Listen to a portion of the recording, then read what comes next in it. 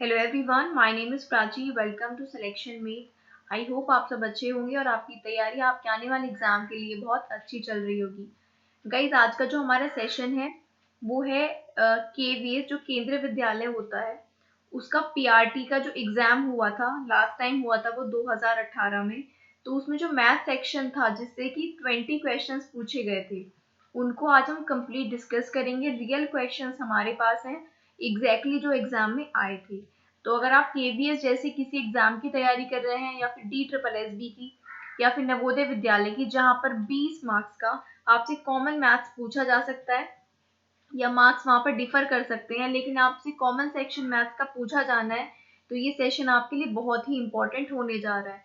आप किसी भी एग्जाम की तैयारी करें जहां पर आपसे मैथ्स पूछा जा रहा है, तो ये सेशन उसके लिए इक्वली इम्पोर्टेंट है। इसको आप कंप्लीट क्लास तक देखें। यहाँ पर हम हर टाइप के क्वेश्चन डिस्कस कर रहे हैं जो कि केवीएस एग्जाम में 2018 में पूछे गए थे। अगर आप हमारे चैनल पर नए हैं तो जल्दी से सब्सक्राइब कर लीजिए और बेल आइकन को भी प्रेस कर लीजिए।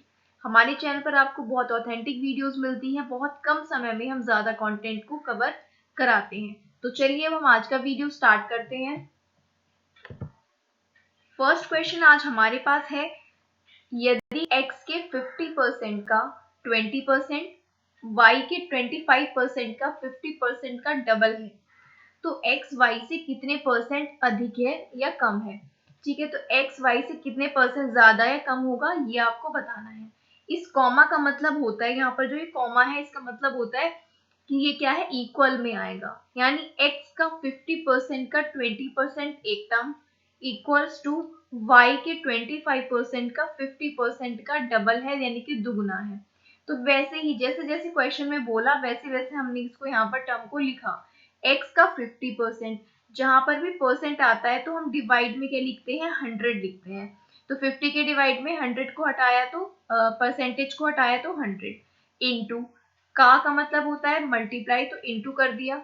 इसके बाद कह रहा है 20%, तो परसेंट को हटाया तो अपॉन में 100 इक्वल y का 25%, तो 25 अपॉन 100 इंटू इसका 50%, तो का के लिए मल्टीप्लीकेशन 50 अपॉन 100 और का इसका डबल यानी कि दुगना, तो इंटू 2। आइए अब हम इसको सॉल्व कर लेते हैं। तो देखिए 50 अपॉन 100 यहाँ पर भी है और यहाँ पर भी है, तो इजीली कैंसिल हो जाएगा।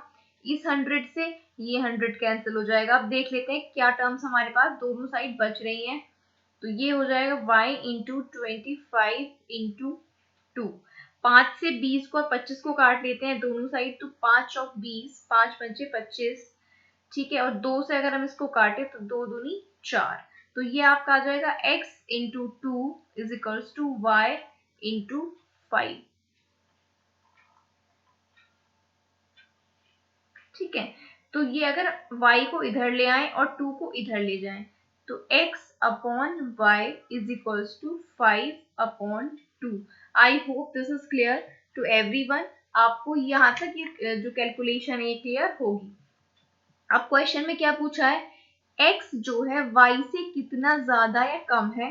तो पहले देख लेते हैं कि x y से ज्यादा है या कम है।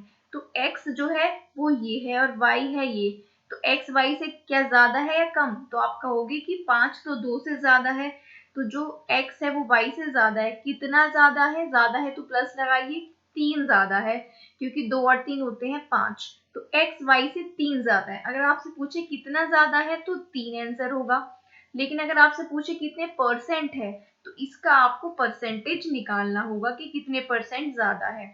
अब जो वैल्यू है पहले आप वो लिखिए, जितनी ज्यादा होगी तो 3 अपॉन, जिससे कंपेयर कर रहे हैं किससे ज्यादा या कम है, तो y से, जिससे से जहां पर लिखा होता है ना उसी टर्म को लेते हैं, तो y से, तो जिससे हम कंपेयर करते हैं उसको हम रखते हैं अपॉन में यानी कि नीचे, और परसेंटेज निकालने के लिए इंटू 100। तो यहाँ से ये आ जाएगा 2 से ये जाएगा 50 टाइम्स और ये आ जाएगा 150% अधिक। आप क्या बोलोगे, एक्स वाई से 150% क्या है, ज्यादा है या 150% मोर है।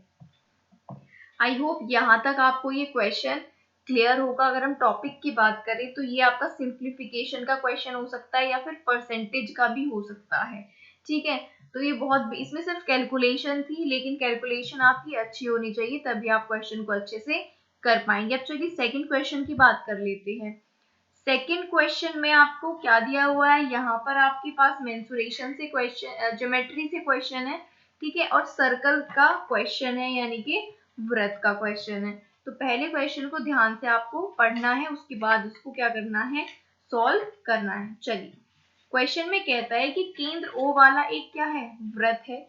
केंद्र O वाला एक वृत्त है, उसमें जीवाएं हैं AB और CD, और वो क्या है, समांतर है, और केंद्र के विपरीत ओर स्थित है, यानी कि एक साइड AB है, दूसरी साइड CD है। AB आपको कितनी दी हुई है, 20 सेंटीमीटर, और CD है 48 सेंटीमीटर, और जीवाओं के बीच की दूरी, जो जीवा है उसके बीच की दूरी 34 सेंटीमीटर है। तो वृत्त का व्यास बताइए, डायमीटर आपसे पूछा है। अगर हम अकॉर्डिंग टू क्वेश्चन बात करें, इसने देखो हमें क्या बोला है कि एक वृत्त है, ठीक है, एक क्या है, वृत्त है, वो हमने बना लिया। अब इसमें दो जीवाएं हैं जो कि समांतर है। समांतर का मतलब होता है अगर एक ऐसे है तो दूसरी भी ऐसे है, अगर एक ऐसे है तो दूसरी भी ऐसे है, ठीक है। तो एक है AB और एक CD। अब AB तो छोटी है तो AB को हमने यहाँ पर ले लिया, ठीक है, और CD की लंबाई चूंकि ज्यादा है तो उसको यहाँ पर हमने ले लिया, ये हो जाएगा CD। AB कितना है आपके पास, 20, और CD है आपके पास 48। अब इन दोनों अभी क्या है, केंद्र के विपरीत है, ये हो गया सेंटर, एक इधर के साइड और एक इधर के साइड, ठीक है। जीवाओं के बीच की दूरी 34 सेंटीमीटर है, ये वाली जो डिस्टेंस है ये 34 सेंटीमीटर है, ठीक है। अब हम क्या करते हैं, अगर हम सेंटर से ड्रॉ करते हैं इसको यहाँ पर, तो ये हाफ हाफ हो जाता है, ये 24, ये 24, ये 10 और ये भी 10, ठीक है।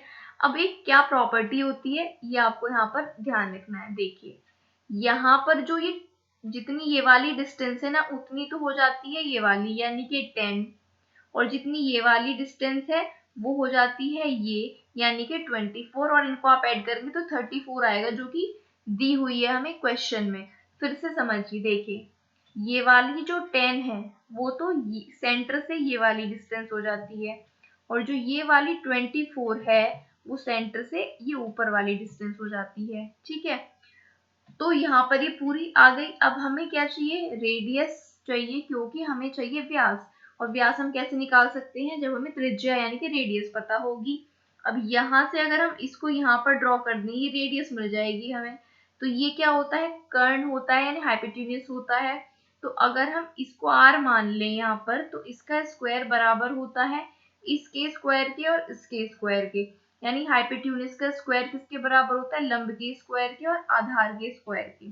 तो लंब कितना है, यहाँ पर लंब की लंबाई कितनी है, 24 है, तो 24 का स्क्वायर, और आधार कितना है, ये वाला 10 है, तो 10 का स्क्वायर, वही हमने यहाँ पर लिखा है।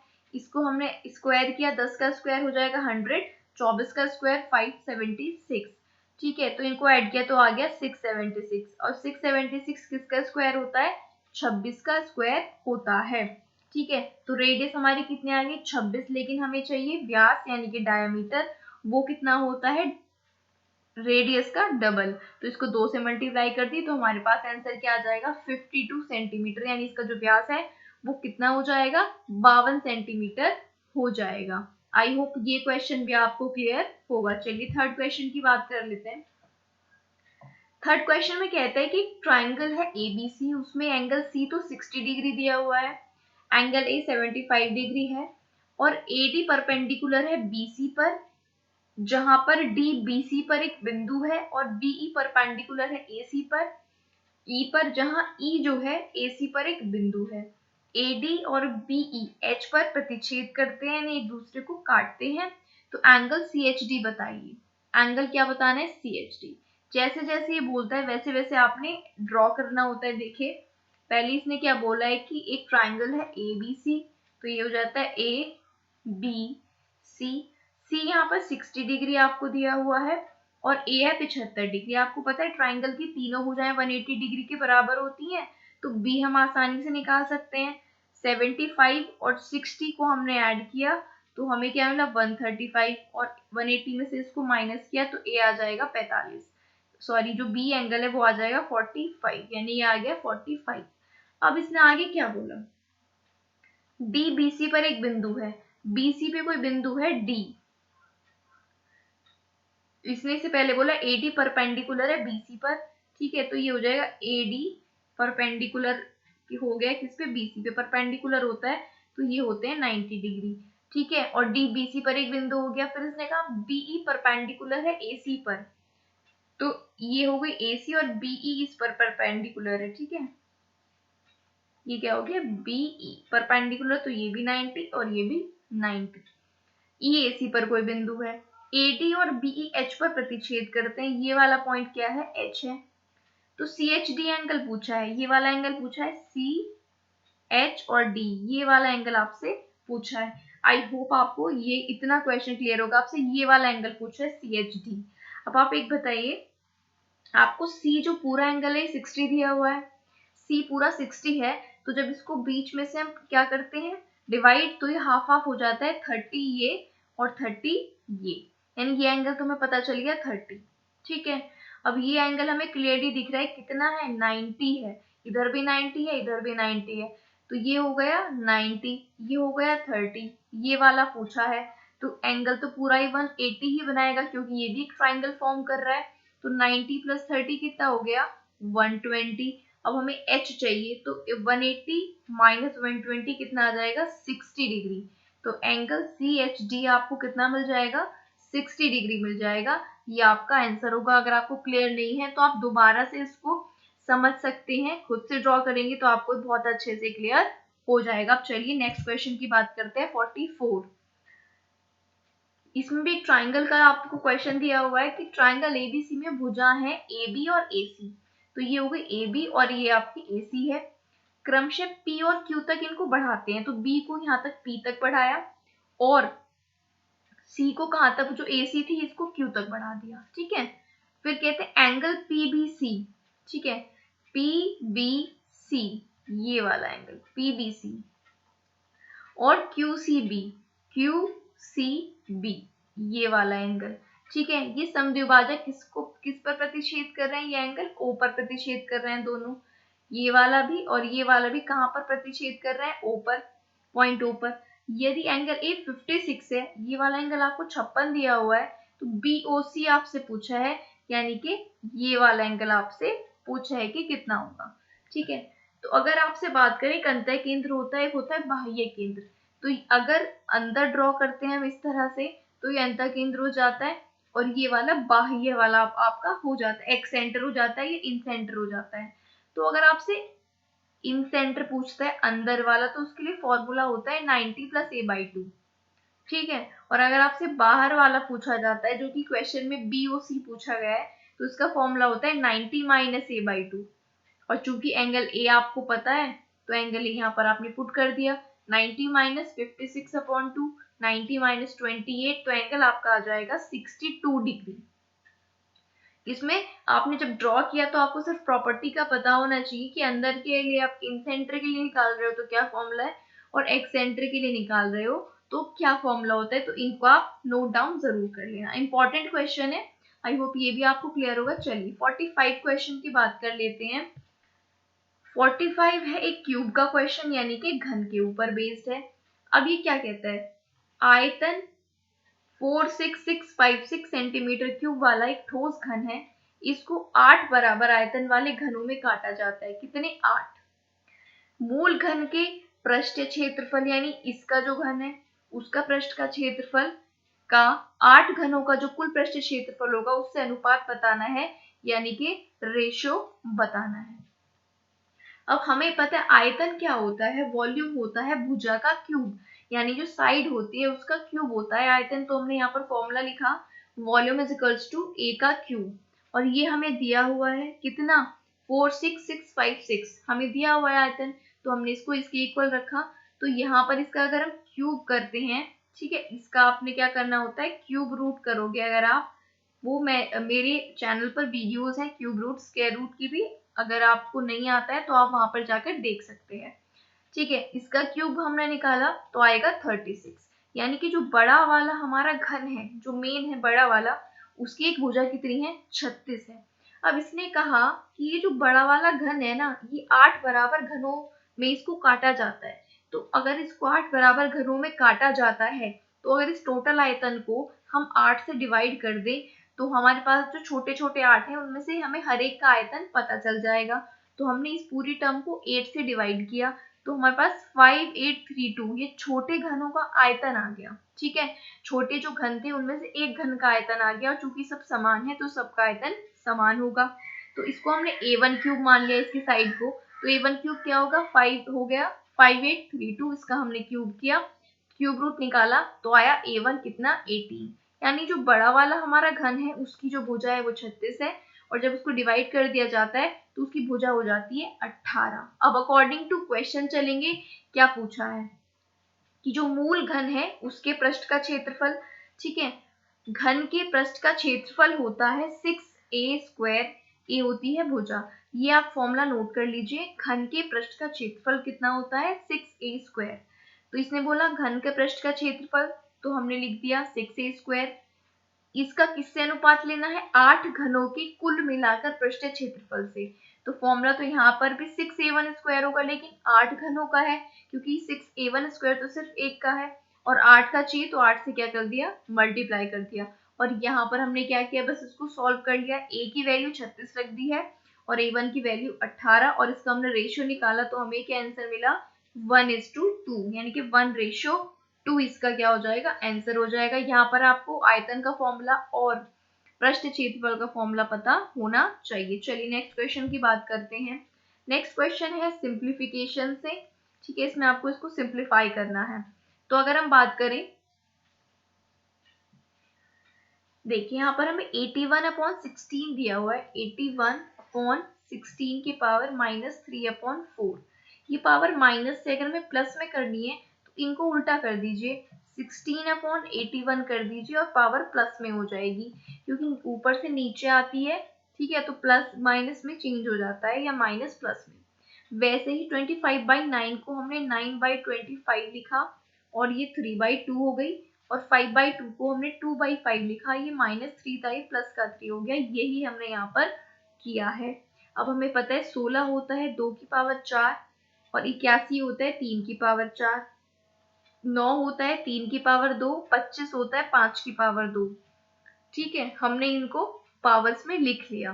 क्यों लिखा, क्योंकि 4 से 4 कैंसिल, यहाँ पर 4 से 4 कैंसिल हो जाएगा, यहाँ पर 2 से 2, यहाँ पर 2 से 2 कैंसिल हो जाएगा। ठीक है, तो ये हमें क्या मिल जाएगा, 2 की पावर 3, 3 की पावर 3, और अंदर 3 की पावर 3, 5 की पावर 3, और ये चूंकि डिवाइड में था इसको मल्टीप्लीकेशन में किया तो उल्टा हो जाएगा, 5 3 ऊपर और 2 की पावर 3 नीचे। 2 की पावर 3 से 2 की पावर 3, 5 से ये, 3 से 3, तो इसका आंसर क्या आ जाएगा, 1। इसके लिए आपकी जो कैलकुलेशन है वो अच्छी होनी चाहिए और फास्ट भी होनी चाहिए, जिससे कि आप लेंथी क्वेश्चंस को टाइम दे पाए और इन क्वेश्चंस को कम टाइम में कर पाए। गाइस, अगर आपको वीडियो अच्छा लग रहा है तो लाइक बटन पे जरूर प्रेस कर दें। चलिए नेक्स्ट क्वेश्चन की बात करते हैं, 47 क्वेश्चन की। यहाँ पर बात हो रही है क्वाड्रिलेटरल की, यानी कि चतुर्भुज की। कह रहे हैं कि चतुर्भुज ABCD में हमने एक चतुर्भुज यहाँ पर बना लिया ABCD।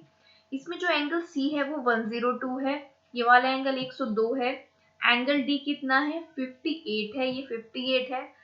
एंगल A और B के समद्विभाजक P पर मिल रहे हैं, A और B का समद्विभाजक P हमने यहाँ पर ले लिया है। एंगल AP भी पूछा है, ये वाला एंगल आपसे पूछा है। देखिए टोटल एंगल चतुर्भुज का होता है 360 डिग्री, ठीक है। C और D आपको दिया हुआ है कितना, 102 और 58, तो हमने लिख लिया। तो C और D तो पता थे, तो A और B हमारे पास यहाँ से कितने आ जाएंगे 200, क्योंकि इनको ऐड किया तो 160 और 360 में से 160 को माइनस किया तो 200, यानी एंगल A और B का एडिशन कितना होगा 200 होगा, यानी कि ये जो पूरा एंगल है ये 200 होगा और B भी पूरा एंगल 200 होगा, लेकिन हमें तो हाफ चाहिए, तो हाफ कितना हो जाएगा, ठीक है, सॉरी ये दोनों मिलाकर कितने हैं, A और B दोनों मिलाकर 200 हैं, तो इनको हाफ हाफ डिवाइड कर लेते हैं, 100 हमने ये मान लिया और 100 हमने ये मान लिया। जो कि समद्विभाजक है तो हाफ हाफ हो जाएगा, तो ये 50 हो जाएगा, और ये क्योंकि पूरा 100 है, समद्विभाजक है, तो ये 50 और ये भी 50। एंगल P हमसे पूछा है, देखिए एंगल A कितना माना हमने 100, B भी 100, इनका हाफ यानी समद्विभाजक किया तो ये 50 और ये भी 50। अब टोटल कितना हो गया 100, और ट्राइंगल टोटल होता है 180, तो 100 में अगर 180 में से इस 100 को निकाल देंगे तो 80 डिग्री आएगा ये वाला एंगल जो हमसे पूछा है। ठीक है, यहाँ पर ट्राइंगल आपका दिया हुआ, यहाँ पर ट्राइंगल में 180 डिग्री होता है। 50-50 हमारे पास दो एंगल्स हैं, इनको ऐड करेंगे तो 100 और 180 में से माइनस करेंगे तो 80 डिग्री आपका आंसर आ जाएगा। आई होप यहाँ तक आपको ये क्वेश्चन क्या होगा, क्लियर होगा। सो गाइस अब हम बात करते हैं नेक्स्ट क्वेश्चन की, क्वेश्चन नंबर 48। क्वेश्चन नंबर 48 जो है ये रिलेटेड है कौन से टॉपिक से, प्रॉफिट एंड लॉस से, लाभ और हानि से। क्वेश्चन में कहता है रमन ने एक वस्तु 8% के लाभ पर बेची। ठीक है, यदि वह वस्तु 150 रुपए अधिक पर बेची जाती तो उसका जो लाभ था वो कितना होता, 14% होता। यदि वह वस्तु को 2650 रुपए पर बेचता तो लाभ कितना होता, ये पूछा है। यानी कि क्लियरली आपसे कह रहे हैं कि पहले उसको 8% पर लाभ हो रहा है पहले उसे 8% का लाभ हो रहा है, लेकिन अगर वो 150 रुपए ज्यादा में बेचता तो उसे कितने का लाभ होता, 14% का। फिलहाल हमें इतना क्वेश्चन सॉल्व करना है। देखिए प्रॉफिट लॉस के क्वेश्चंस में हम क्या करते हैं, जो कॉस्ट प्राइस होता है क्रय मूल्य, ठीक है, जो कॉस्ट प्राइस होता है क्रय मूल्य उसको हम मान लेते हैं 100। ठीक है, कॉस्ट प्राइस यानी कि क्रय मूल्य, तो हमने 100 मान लिया। अब इस पर ही कह रहे हैं प्रॉफिट कितना हुआ है, 8% का हुआ है, क्योंकि प्रॉफिट हमेशा किस पर होता है, जिस पर हम खरीदते हैं और फिर जब हम बेच रहे हैं उस पैसे पर हमें क्या होता है, प्रॉफिट होता है। तो प्रॉफिट हमेशा किस पर होगा, सीपी पर होगा। अब ये जो सीपी है 8% का इस पर प्रॉफिट हुआ है, तो 100 में आप 100 का आप 8% निकालेंगे तो क्या आएगा, 8 आएगा। कैसे कि 100 पर कितने का प्रॉफिट हुआ है, 8% का, तो 8 और परसेंट को हटाया तो अपॉन में 100। ठीक है, तो यहाँ पर कितना प्रॉफिट है, 8% का प्रॉफिट है। अब 8% का प्रॉफिट है तो कितने में बेचेगा, 100 में उसने खरीदा, 8 का उसको प्रॉफिट हुआ, तो टोटल कितना हो गया, 108, यानी कि उसने 108 में बेचा। अब दूसरी कंडीशन, सीपी फिर से हमने 100 माना, अब यहाँ पर प्रॉफिट कितना है दूसरा वाला, 14%। 14% के प्रॉफिट से उसने बेचा, तो जब 100 में खरीदा, 14 का उसको फायदा हुआ, तो कितना हो गया टोटल, 114। तो यहाँ पर एसपी कितना हुआ है, 114। यानी कि हमारे हिसाब से पहले उसने 108 में बेचा और फिर उसने 114 में बेचा, तो 108 से उसने 114 में बेचा, कितने रुपए ज्यादा में बेचा, 6 रुपए ज्यादा में बेचा। लेकिन क्वेश्चन में कह रहा है कि 150 रुपए ज्यादा में बेचा, तो ये जो 6 की वैल्यू है किसके बराबर हो जाएगी, 150 के, क्योंकि 6 ये हमने अपनी कैलकुलेशन से निकाला है, लेकिन एक्चुअल क्वेश्चन में कितना है, ये 150 है। तो ये 6 की वैल्यू 150 के बराबर, और 1 की वैल्यू यहाँ से निकालेंगे तो 25 के बराबर आ जाएगी। ठीक है, जब 1 की वैल्यू 25 के बराबर है तो हमारा एक्चुअल सीपी कितना आ जाएगा, सीपी की वैल्यू थी 100 इंटू 1 आप कह सकते हो। ठीक है, या आप 100x अगर इसको मानेंगे और ये 6x आप इसको मानते हैं तो x की वैल्यू आ जाती है 25। ठीक है, तो सीपी कितना आ जाएगा, 100 इंटू एक्स यानी कि 2500। ठीक, अब क्वेश्चन में क्या कह रहा है, क्वेश्चन कह रहा है कि अगर इस वस्तु को आप 2650 में बेचे तो कितना लाभ होगा, यानी एसपी यहाँ पर दिया हुआ है, बेचने का प्राइस होता है एसपी, ठीक है, और खरीदने का होता है सीपी। तो अगर 2650 में बेचें तो बेचेंगे कितना प्रॉफिट होगा, तो बेचने के लिए हमें सीपी भी पता होना चाहिए और एसपी भी। तो एसपी तो इसने दिया हुआ है और सीपी हमने निकाल लिया है, ये सीपी है और ये एसपी इसने दिया है। तब भी आप प्रॉफिट लेते हो तो एसपी क्या होता है, हमेशा ज्यादा होता है। ठीक है, तो एसपी माइनस सीपी करते हो, तो जब एसपी माइनस सीपी आपने प्रॉफिट निकालने के लिए किया तो कितने का प्रॉफिट आया, 150 रुपए का। लेकिन यहाँ पर प्रतिशत में पूछ रहा है, तो प्रतिशत कैसे निकालते हैं, जितने रुपए का प्रॉफिट है अपॉन में सीपी, यहाँ पर क्या रखते हैं, सीपी इंटू 100, तो यहाँ से प्रॉफिट आपका कितना आ जाता है, 6% आ जाता है। आई होप ये क्वेश्चन भी आपको क्लियर होगा, प्रॉफिट लॉस का पूरा कॉन्सेप्ट हमने यहाँ पर समझा है। चलिए नेक्स्ट क्वेश्चन की बात कर लेते हैं। नेक्स्ट क्वेश्चन है 49, कहता है यदि समीकरण q माइनस आर का q minus r x square plus r minus p x plus p minus q, इसके ये क्या है, ये एक द्विघात समीकरण है, यानी कि क्वाड्रेटिक इक्वेशन है, जिसको क्वाड्रेटिक इक्वेशन बोलते हैं। इसने बोला कि इस इक्वेशन के मूल यानी जो रूट्स हैं वो इक्वल हैं यानी कि समान है, तो इनमें से कौन सा सही होगा।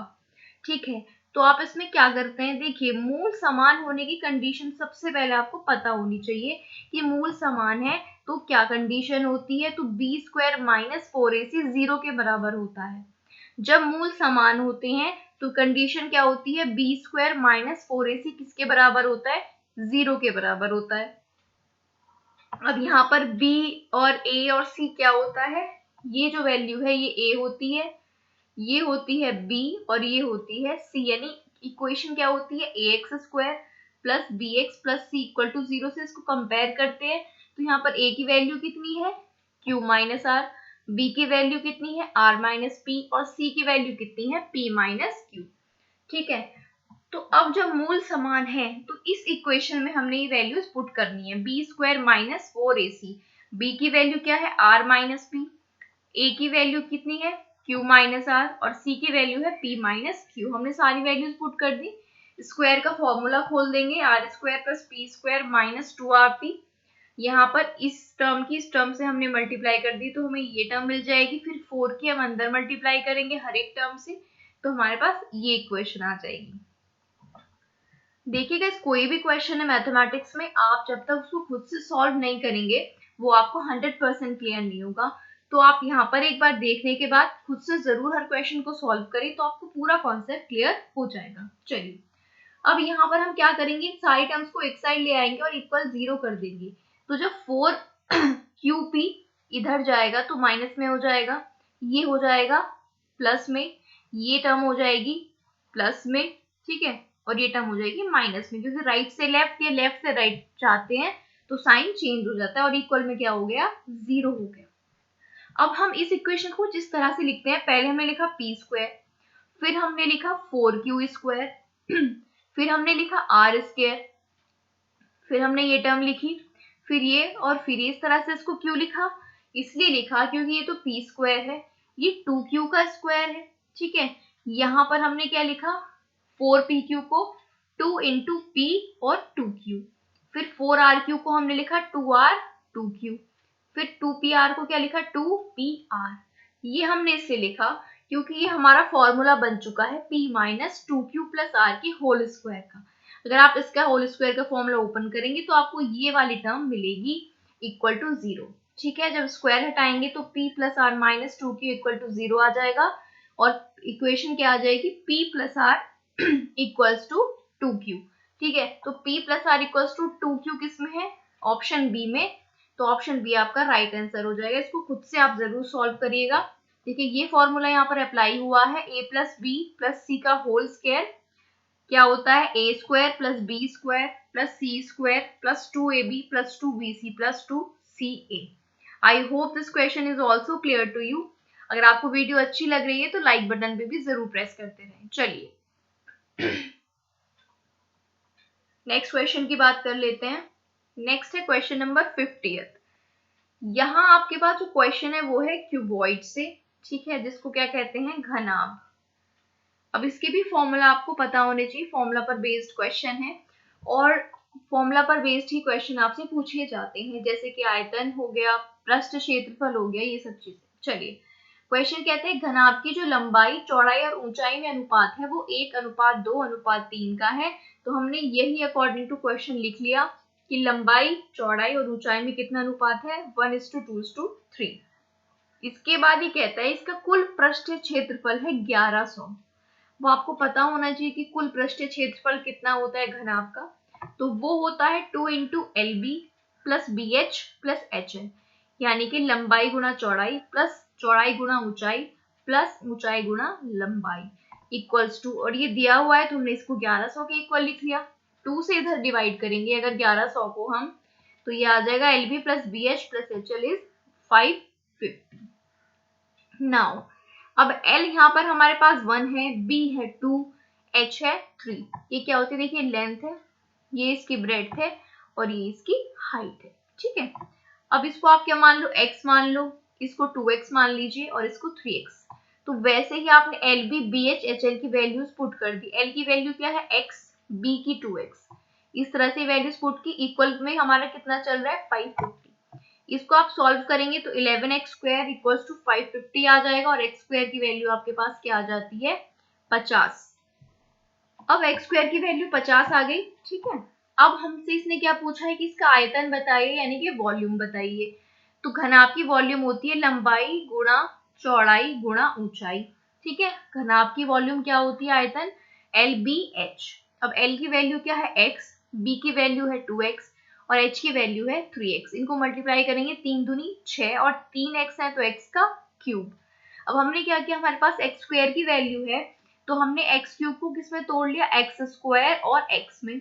x² के प्लेस पे हमने 50 रख दिया और x के प्लेस पर हमने √50 रख दिया, क्योंकि यहाँ से x की वैल्यू निकालेंगे तो √50 आएगा स्क्वायर रूट, ठीक है। 50 की फैक्टर आप करते हैं तो आपको मिलता है 5√2। तो 50 की जगह हमने फिर क्या रख दिया 5√2, ठीक है। अब इनकी मल्टीप्लाई करेंगे आपस में तो आ जाएगा 1500 और √2 हमारा साथ में है तो ये आ जाएगा सेंटीमीटर क्यूब, क्योंकि ये क्या है वॉल्यूम है यानी कि आयतन। तो यहाँ पर बेसिकली आपके फॉर्मूला अगर आपको क्लियर है तो आप आसानी से क्वेश्चन को सॉल्व कर सकते हैं। चलिए फटाफट नेक्स्ट क्वेश्चन पर मूव करते हैं। 51 क्वेश्चन क्या कहता है, दो संख्याओं का जो एलसीएम है वो उनके मसप यानी कि एचसीएफ के 340 गुने के बराबर है। यदि उनका मस 26 है और एक संख्या 442 है तो दूसरी संख्या क्या होगी। देखिए अकॉर्डिंग टू क्वेश्चन इसने बोला जो एलसीएम है वो कितना है एचसीएफ का 340 गुना, तो हमने यहाँ पर वही लिखा है एलसीएम बराबर एचसीएफ का मतलब मल्टीप्लाई 340 गुना। ये क्वेश्चन में दिया हुआ है और हमें क्या दिया है हुआ है एचसीएफ दिया हुआ है 26 और पहला नंबर हमने ए मान लिया और दूसरा नंबर बी। तो पहला नंबर हमें दिया हुआ है 442 और बी भी हमने यहाँ पर साथ में लिख लिया है। अब एलसीएम एचसीएफ का क्वेश्चन सॉल्व करने के लिए आपको ये फॉर्मूला याद होना जरूरी है, LCM into HCF is equal to first number into second number. ये फॉर्मूला ही एलसीएम एचसीएफ के क्वेश्चंस में यूज होता है। अब आपने यहाँ पर डायरेक्ट वैल्यूज पुट करनी है। ए की वैल्यू है, देखिए एलसीएम की वैल्यू क्या है, अभी यहाँ अकॉर्डिंग टू क्वेश्चन आपको दिया हुआ है एलसीएम कितना है एचसीएफ इंटू 340, तो एलसीएम के प्लेस पर आपने क्या रख दिया एचसीएफ इंटू 340, एचसीएफ के प्लेस पर एचसीएफ और ए के प्लेस पर 442 और बी एज इट इज। अब एचसीएफ की वैल्यू भी हमें पता है कितनी 26 है तो यहाँ पर 26 रख दिया, यहाँ पर 26 इक्वल्स टू बी और इसको हमने सॉल्व किया तो बी की वैल्यू हमें कितनी मिल जाएगी 520। मैं फिर से आपको बता रही हूँ आपकी कैलकुलेशन बहुत अच्छी होनी चाहिए और आपको जो फॉर्मूलाज हैं जो कि इंपॉर्टेंट याद रखने जरूरी हैं वो याद होने चाहिए और कैलकुलेशन भी अच्छी होनी चाहिए, वो आपकी प्रैक्टिस से अच्छी हो सकती है। तो आई होप ये क्वेश्चन भी आपको क्लियर होगा। चलिए नेक्स्ट क्वेश्चन की बात करते हैं 52।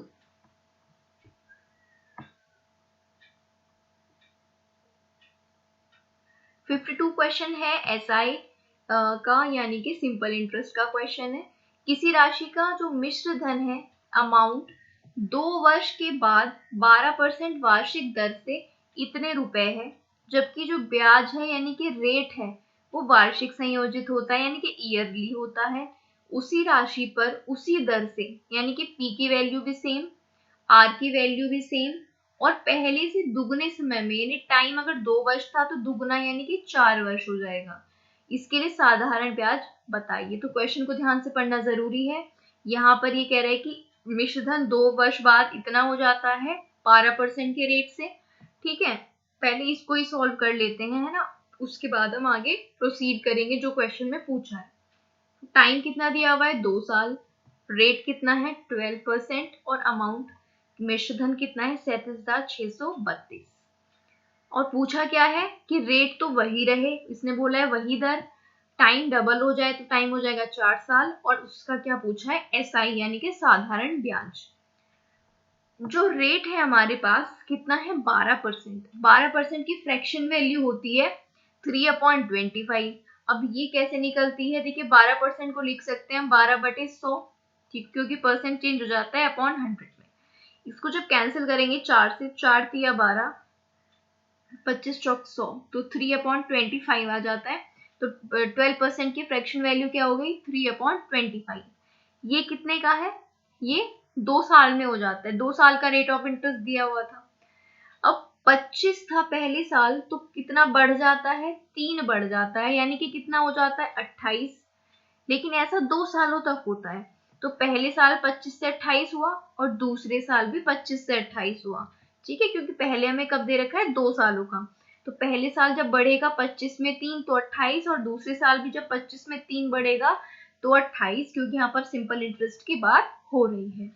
अब आप क्या कर रहे हो, यहाँ पर सीधा इसको करके आप इन दोनों की क्या कर लेते हो, मल्टीप्लाई। तो 25 25 हो जाता है 625, और 28 28 784। ये वैल्यू होती है आपकी पी की, यानी जो आपकी राशि है। और ये कितना मिल जाता है, अमाउंट। क्यों है ये पी की वैल्यू, इतने पैसे से ऐड करके इतना हो जाता है, तो पी में ही तो ऐड करके हमें ए मिलता है। ठीक है, पी में जब हम एस आई को ऐड करते हैं तब हमें ए मिलता है। तो ये हमारा अमाउंट था, और ये हमारा जो मूलधन था वो था, और ये बढ़ के कितना हो जाता है 784। हमारे अकॉर्डिंग तो ये 784 हो रहा है, लेकिन क्वेश्चन में दिया हुआ है कि 37,632 है। तो ये 784 किसके बराबर रख देंगे, इसके, और यहाँ से 1 की वैल्यू हम निकाल लेंगे 48। अब जब 1 की वैल्यू आ गई तो यहाँ से हम p निकाल सकते हैं। p की वैल्यू क्या थी 625, तो 625 को 48 से मल्टीप्लाई कर देंगे तो p की वैल्यू आ गई। ये हमारी क्या आ गई, राशि आ गई, मूलधन आ गया। अब हमसे क्या पूछा था, सिंपल इंटरेस्ट। इसका फॉर्मूला आप जानते होंगे, PRT अपॉन 100। p की वैल्यू 30,000, r की वैल्यू 12, t की वैल्यू 4, और अपॉन में 100। इसको सॉल्व किया तो हमारे पास SI कितना आ जाएगा, 14,400 रुपए। तो ये आपका क्वेश्चन था। आई होप आपको ये क्वेश्चन क्लियर होगा। चलिए नेक्स्ट क्वेश्चन पर मूव करते हैं। नेक्स्ट कहता है यहाँ पर टाइम एंड वर्क से क्वेश्चन है कि ए अकेला किसी काम के 4/5 भाग को 20 दिन में पूरा करता है। बाकी काम को वो ए और बी मिलकर 3 दिन में समाप्त करते हैं। तो बी अकेला प्रारंभिक काम के डबल को कितने दिन में पूरा करेगा, ये आपसे क्वेश्चन में पूछा है। तो ए जो है वो काम का 4/5 भाग 20 दिन में कर रहा है। तो देखिए, अगर 4/5 20 दिन में कर रहा है तो पूरा कितने में करेगा, यानी 1 कितने में करेगा।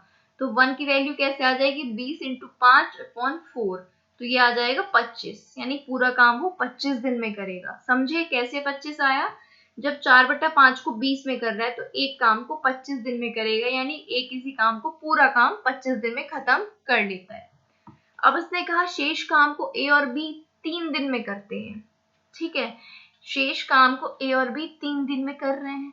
अब ए मान लेते हैं कि टोटल काम है हमारा 75। हमने मान लिया कि टोटल वर्क कितना है, 75 है। हमने कैसे माना, ऐसे माना कि जो 25 है और जो 3 है ऐसी वैल्यू लो जो दोनों से कट हो जाए।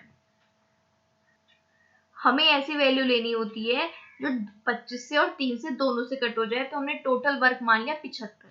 अब ए 4/5 काम तो कर रहा है, यानी कि 75 का 4/5 काम ए ने कर दिया, यानी ए ने 75 का 4/5 काम कर दिया, यानी कितना कर दिया, 60 काम कर दिया ए ने। तो बचा कितना, 75 में से 60 निकालेंगे तो 15 काम बचा, जिसको कौन कर रहा है, ए और बी। कितने दिन में कर रहे हैं, 3 दिन में कर रहे हैं।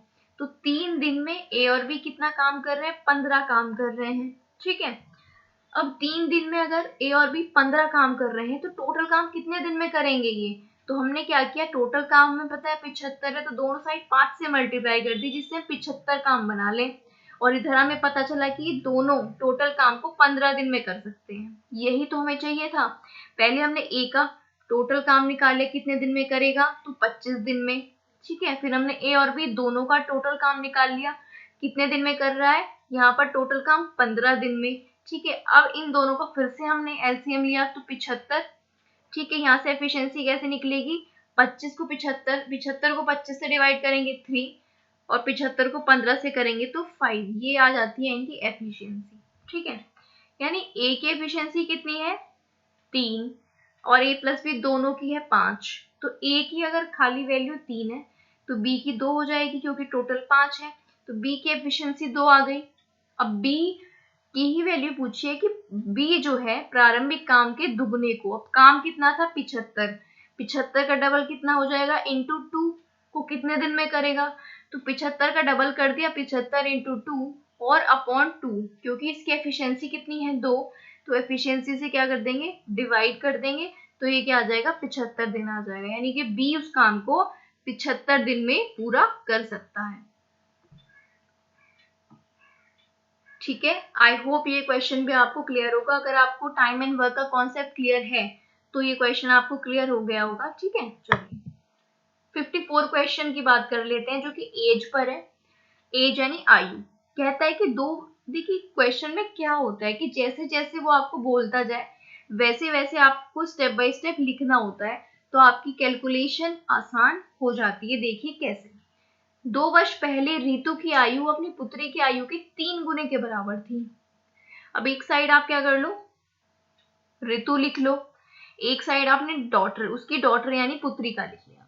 इसने क्या बोला 2 वर्ष पहले, तो आप 2 वर्ष पहले लिख लो साइड में, -2 का मतलब है 2 वर्ष पहले, तो आपने लिख लिया। क्या बोला इसने, ऋतु की आयु पुत्री की आयु की 3 गुनी थी, यानी कि पुत्री की अगर 1 थी तो ऋतु की कितनी थी 3 थी, क्योंकि 3 गुना बोला है। आगे अब से 2 वर्ष बाद, अब यहीं पे एक मिनट रुक जाइए, अगर ऋतु और डॉटर का अनुपात 2 साल पहले 3:1 है तो प्रेजेंट में निकाल सकते हैं। पी का मतलब है प्रेजेंट यानी कि वर्तमान में। ये 2 वर्ष पहले का है, अगर इसमें हम 2 साल ऐड कर दे तो वर्तमान की आ जाएगी, तो हमने दोनों में 2-2 साल ऐड कर दिए, तो ये दोनों की वर्तमान आयु आ गई। अब आगे कहता है 2 वर्ष बाद, तो यहाँ हमने +2 लिख लिया। 2 वर्ष बाद उसकी आयु का दुगना, यानी किसकी आयु का दुगना, ऋतु की आयु का दुगना। अब 2 वर्ष बाद ऋतु की आयु कितनी हो जाएगी, इसमें आप और 2 ऐड कर देंगे तो आ जाएगी 3x + 4। तो इसकी आयु का क्या कह रहा है, दुगना, तो डबल कर दिया हमने, किसके बराबर है, उसकी पुत्री की आयु के 5 गुने के बराबर। तो 5 गुना उसकी पुत्री की आयु का, लेकिन 2 साल बाद है तो और 2 ऐड कर दिया, तो x + 4 हो गया, और ये हमारी क्या बन गई, इक्वेशन बन गई। आई होप आपको ये इक्वेशन क्लियर होगी हमने कैसे बनाई है। बस अब हमने इसको सॉल्व करना है, इनकी हमने अंदर मल्टीप्लाई की और x की वैल्यू आ गई 12। अब पूछा है कि ऋतु और उसकी पुत्री की वर्तमान आयु का योग क्या है, तो ये थी वर्तमान आयु 3x + 2 और योग पूछा है तो +x + 2। तो यहाँ पर हमने x की वैल्यू जो भी थी 12 वो पुट कर दी, और दोनों की आयु का योग कितना आ गया 52 साल, यानी कि 52 ईयर्स। चलिए नेक्स्ट क्वेश्चन की बात करते हैं। 55 क्वेश्चन है आपका मेंसुरेशन से बेलन यानी कि सिलेंडर का क्वेश्चन है। क्या कहता है, एक लंबवृत्तीय ठोस बेलन के आधार का व्यास आपको दिया हुआ है 14 सेंटीमीटर और उसका आयतन भी दिया हुआ है, उसकी कुल पृष्ठीय क्षेत्रफल निकालना है। मेंसुरेशन में सारा खेल होता है फॉर्मूलाज का, तो फॉर्मूला आपको जरूर याद होने चाहिए सभी के। इसने बोला है व्यास दिया हुआ है 14 सेंटीमीटर, तो त्रिज्या आ जाएगी, व्यास को 2 से डिवाइड करके त्रिज्या आ जाती है, त्रिज्या कितनी आ गई 7। अब इसने हमें आयतन यानी वॉल्यूम दी हुई है 2002। अब हमें वॉल्यूम पता होनी चाहिए, बेलन की वॉल्यूम कितनी होती है πr²h, तो हमने फॉर्मूला रख दिया = 2002। पाई की वैल्यू 22/7 होती है, r की वैल्यू भी हमें पता है, h हमें नहीं पता, तो यहाँ से h को हम निकाल लेंगे क्योंकि हमने फॉर्मूला रख दिया, हमें आयतन पता था, आयतन का फॉर्मूला रख दिया, हाइट हमें यहाँ से मिल जाएगी। अब इसने पूछा है कुल पृष्ठीय क्षेत्रफल, तो बेलन का कुल पृष्ठीय क्षेत्रफल कितना होता है 2πr(h + r), ये फॉर्मूला है डायरेक्ट। तो यहाँ पर सारी वैल्यूज हमने पुट कर दी और हमारे पास टोटल सरफेस एरिया बेलन का आ गया। ठीक है, देख लीजिए ध्यान से, यहाँ पर वॉल्यूम का फॉर्मूला यूज हुआ है और पृष्ठ क्षेत्रफल का फॉर्मूला यूज हुआ है। ठीक है, और ये हमसे पूछा था, ये हमारा आंसर आ गया। चलिए नेक्स्ट क्वेश्चन। यहाँ पर नेक्स्ट क्वेश्चन आपके पास है पार्टनरशिप पर यानी कि साझेदारी पर। कहता है कि कोई राशि ABCD में 3:4:8:6 के रेशो में बांटी जाती है, तो हमने लिख लिया जो उसने बताया। कहता है कि C का भाग B के भाग से इतना ज्यादा है। अब C का भाग कितना है 8 और B का भाग है 4। कितना ज्यादा है C का भाग B के भाग से, आप कहोगे 4 ज्यादा है, लेकिन ये कह रहा है कि 2820 ज्यादा है। ठीक है, तो दोनों को साथ में रख दो, तो ये 4x किसके बराबर रख दिया, इसके, तो x की वैल्यू क्या आ गई 400, 705। पूछा क्या है, a और d के भागों का योग। a कितना है 3, d कितना है 6, योग कितना हो जाएगा 9x। 9x की वैल्यू पूछी है और x की वैल्यू में पता है 705, तो ये आपका आंसर आ जाएगा। ठीक है, यहाँ पर क्या आ जाएगा, इतने रुपए आपका आंसर आ जाएगा साझेदारी में। ठीक है, सिंपल क्वेश्चन था, ये आपको क्लियर होगा। चलिए, बेलन का फिर से क्वेश्चन दिया हुआ है, कहता है कि लंबवृत्तीय बेलन के वक्र पृष्ठ का क्षेत्रफल और कुल वक्र पृष्ठ का क्षेत्रफल, इसमें इतने का अनुपात है, तो बेलन की त्रिज्या और ऊंचाई में अनुपात बताइए। देखिए, टोटल क्षेत्रफल, जो बेलन का वक्र पृष्ठ का क्षेत्रफल है और कुल क्षेत्रफल है वो अलग अलग होता है, उसी का रेशो आपको दिया हुआ है। तो बेलन के वक्र पृष्ठ का क्षेत्रफल होता है 2πrh और टोटल क्षेत्रफल होता है 2πrh प्लस r। तो इनका रेशो दिया हुआ है 2/3। तो यहाँ से 2πr cancel, h/h plus r आ जाएगा। अब एक बात बताइए, h की वैल्यू कितनी है 2, h प्लस r की है 3। अब जब h 2 है, ठीक है, टोटल 3 है, तो r 1 नहीं होगा, तो यहाँ से r कितना हो गया 1। h कितना था 2, r और h का ही तो रेशो चाहिए था, तो 1:2 रेशो आ जाएगा। क्लियर है ना? ठीक है, फॉर्मूला आपको पता होना चाहिए, आराम से आप निकाल सकते हो। जब h 2 है और h प्लस r 3 है, तो r ऑब्वियसली क्या होगा 1। जब h की वैल्यू 2 है तो r 1 हो जाएगा। ठीक है, चलिए नेक्स्ट क्वेश्चन देखते हैं। नेक्स्ट क्वेश्चन है आपका फैक्टराइजेशन से, यानी गुणनखंड से। ये जो आपको इक्वेशन दी हुई है क्यूबिक इक्वेशन है, इसका गुणनखंड पूछा है, एक गुणनखंड पूछा है इनमें से। यहाँ पर आप क्या करते हो, वैल्यू पुट करके देखते हो। इस टाइप के क्वेश्चंस में आप क्या करोगे, x इक्वल 1 रख के देखो सेट 0 आता है या नहीं, x इक्वल 2 रख के देखो 0 आता है नहीं। हमने x इक्वल 2 रखा तो इक्वेशन में 0 आ गया।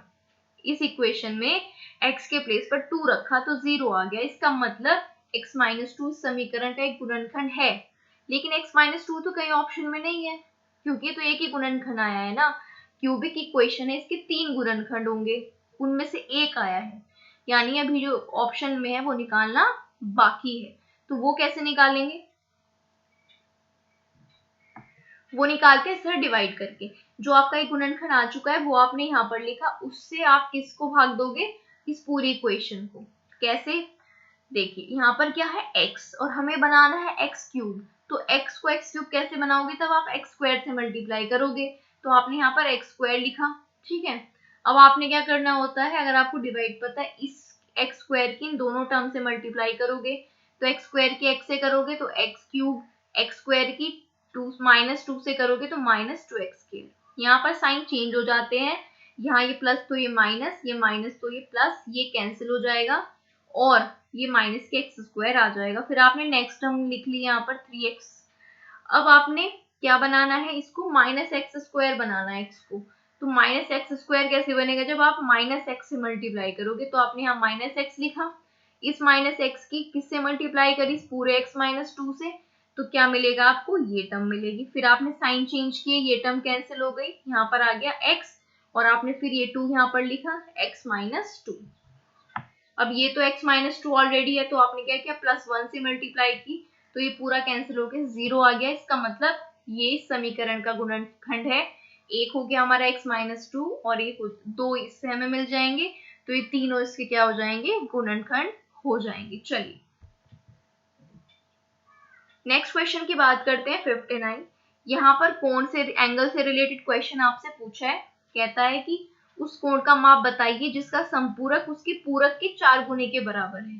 ठीक है, जिसका संपूरक पूरक के 4 गुने के बराबर है। पूरक कोण वो होते हैं जिनका योग 90 डिग्री होता है और संपूरक कोण वो होते हैं जिनका योग 180 डिग्री होता है। अब अगर हम मान लेते हैं कि वो कोण है x, जो इन्होंने पूछा है वो कोण कितना है, x है, तो x का पूरा कोण क्या हो जाएगा, 90 - x, क्योंकि इनका योग 90 होना चाहिए, तो 90 - x, और ये वाला x जब आप प्लस करोगे तो 90 आएगा, और x का संपूरक क्या हो जाएगा, 180 - x, क्योंकि जब आप इनको ऐड करोगे तो ये 180 आएगा। समझे, पूरक यानी कि एडिशन 90 आना चाहिए, संपूरक यानी कि एडिशन 180 आना चाहिए। तो ये आपका कितना हो जाएगा, ठीक है, x का पूरक 90 माइनस एक्स और समपूरक 180 माइनस एक्स। अब अगर आप इसको करते हैं, ऑप्शन से भी कर सकते हैं। चलिए पहले अब इसको मेथड से कर लेते हैं। क्वेश्चन में ये क्या बोल रहा है, क्वेश्चन में इसने बोला है कि वो कोण जिसका संपूरक, तो वो कोण हमने x माना है, तो x का संपूरक क्या होगा 180 माइनस एक्स, उसके पूरक के 4 गुने के बराबर है, तो इसका पूरक क्या होगा 90 माइनस एक्स, और इसका 4 गुना है तो 4 से मल्टीप्लाई कर दी, इसके क्या है ये बराबर है, तो यहाँ से x की वैल्यू निकल जाएगी जो कि इसने हमसे पूछा है। तो संपूरक और पूरक की कंडीशन पता होनी चाहिए कि अगर हमने x एंगल माना है तो इसका संपूरक होगा 180 माइनस एक्स और इसका पूरक होगा 90 माइनस एक्स, क्योंकि एडिशन क्या होता है उन दोनों कोणों का 90 पूरक में और 180 संपूरक में, और वो कितना है 4 गुना, तो यहाँ से x की वैल्यू निकल जाएगी। ऑप्शन से आप कैसे कर सकते हो, देखिए पहला ऑप्शन क्या है आपके पास 20 डिग्री, तो 20 का संपूरक होगा 160, क्योंकि इनका एडिशन कितना होना चाहिए 180, और 20 का पूरक होगा 70, क्योंकि इनका एडिशन होना चाहिए 90। तो क्या ये इसका 4 गुना है, नहीं, तो ये नहीं होगा। अगर आप फोर्थ ऑप्शन देखें 60 डिग्री, 60 का संपूरक होगा 120 और इसका पूरक कितना होगा 30, और 30 का 4 गुना 120 है, तो ये ऑप्शन आपका सही है, ठीक है। चलिए 60 और लास्ट क्वेश्चन की बात कर लेते हैं। समबाहु त्रिभुज से क्वेश्चन है, कह रहा है कि भुजा 2a, समबाहु में तीनों भुजाएं क्या होती हैं बराबर होती हैं, तो ये समबाहु त्रिभुज हमने बना लिया। 2a इसकी क्या है भुजा है, इसके क्षेत्रफल का एक वर्ग है जिसका विकर्ण 2a है, ये हमने वर्ग बनाया और इसका विकर्ण कितना लिया 2a के क्षेत्रफल से अनुपात, यानी समबाहु त्रिभुज का क्षेत्रफल अपॉन एक वर्ग है आपके पास उसका क्षेत्रफल, ठीक है, वर्ग का क्षेत्रफल। तो वर्ग का क्षेत्रफल और समबाहु त्रिभुज के क्षेत्रफल का क्या निकालना है अनुपात। समबाहु त्रिभुज का क्षेत्रफल होता है √3/4 भुजा का स्क्वायर, और वर्ग का क्षेत्रफल वैसे तो होता है भुजा का स्क्वायर, लेकिन वर्ग की भुजा अगर नहीं पता है तो विकर्ण का स्क्वायर अपॉन 2 भी होता है, क्योंकि यहाँ पर हमारे पास अगर भुजा होती तो a स्क्वायर लिख देते, लेकिन हमारे पास विकर्ण दिया हुआ है तो विकर्ण का स्क्वायर अपॉन 2। यहाँ पर भुजा हमारे पास कितनी है, दोनों में ही देखिए भुजा हमारे पास कितनी है 2a है, तो 2a इंटू 2a, क्योंकि भुजा का स्क्वायर है। यहाँ पर हमारे पास डायगोनल यानी कि विकर्ण कितना है, विकर्ण भी 2a है, तो 2a का स्क्वायर, इनको हमने मल्टीप्लाई किया तो ये आया 4a स्क्वायर से, ये कैंसिल 2 से ये 2 टाइम्स, तो इस और ये 2 कहाँ चला जाएगा इधर, तो √3:2, ये क्या आ जाएगा आपका दोनों क्षेत्रफल का रेशियो आ जाएगा। सो गाइज ये आज का वीडियो था, एक्सप्लेनेशन में थोड़ा टाइम लगता है, इसे वीडियो थोड़ी लंबी हुई है, अगर आपने पूरी देखी है तो सारे कॉन्सेप्ट आपको क्लियर होंगे और आप खुद से लिख कर इन क्वेश्चंस को जरूर सॉल्व करें। अगर आप किसी भी एग्जाम, खास करके टीचिंग एग्जाम की तैयारी कर रहे हैं, चाहे वो KVS हो या DSSB हो, ठीक है, या फिर NBS हो, तो आपके लिए बहुत यूजफुल होगा। तो आप इस पूरे सेशन को सॉल्व करें खुद से, ठीक है। KVS के लिए जो क्वेश्चन आए थे 2018 में हमने वो डिस्कस किए हैं, ये इसी टाइप का जो पैटर्न है वो फिर से आने की उम्मीद है आने वाली वैकेंसीज में, तो इस पैटर्न को आप समझें, इन सारे क्वेश्चंस को आप अच्छे से फॉलो करें। तो वीडियो अगर आपको अच्छी लगी है तो वीडियो को लाइक जरूर कर दें। कोई भी आपको डाउट है, किसी क्वेश्चन में समझ नहीं आया है, तो आप कमेंट बॉक्स में लिख सकते हैं। कोई टॉपिक पे आपको वीडियो चाहिए जिसमें आपको डाउट हो तो भी आप कमेंट बॉक्स में लिख सकते हैं। एक्सप्लेनेशन कैसा लगा, वीडियो कैसी लगी, वो भी कमेंट बॉक्स में लिखकर जरूर बताएं। और जाने से पहले मेरी आपसे रिक्वेस्ट है, आप वीडियो को ज्यादा से ज्यादा शेयर करें, आपके जितने भी ग्रुप्स हैं सब में वीडियो को शेयर करें, और चैनल को अभी तक सब्सक्राइब नहीं किया है तो जल्दी से सब्सक्राइब कर लें और हमारे चैनल को आप सब्सक्राइब करें, और इस पे जितने वीडियोस हैं बहुत यूजफुल हैं उनको आप जरूर विजिट करें। डिस्क्रिप्शन में हमारे टेलीग्राम चैनल का लिंक है, वहां पर जाकर आप उसको भी ज्वाइन कर सकते हैं। तो ऐसी ही और इम्पोर्टेंट वीडियोस को देखने के लिए हमारे चैनल के साथ बने रहें। Thank you for watching the video.